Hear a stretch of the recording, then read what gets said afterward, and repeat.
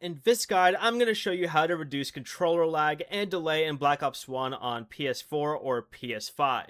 This is Miguel from Just Boz, and before we get into this guide, make sure to like the video and subscribe to the channel with all notifications on for more content like this. It really does help out the channel and we'd greatly appreciate it. If you have any questions, just ask them down in the comment section below. I'm going to be doing my best to reply to every single comment down there. First, slightly increase your in-game sensitivity. If you normally use a low setting, raise it by one level and test whether aiming feels more responsive.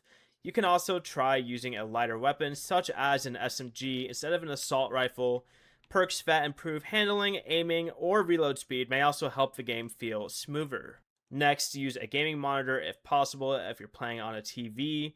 Open the display settings and enable game mode to reduce screen delay. On PS5, you're going to want to go into Settings and select the Accessories tab right here and go down to Controller and click on Communication Method. Change the controller communication method to USB cable and connect the controller directly to the console for a more stable input. Finally, restart your router and use a wired Ethernet connection when playing online. This won't change your controller input directly, but it can reduce network lag during matches.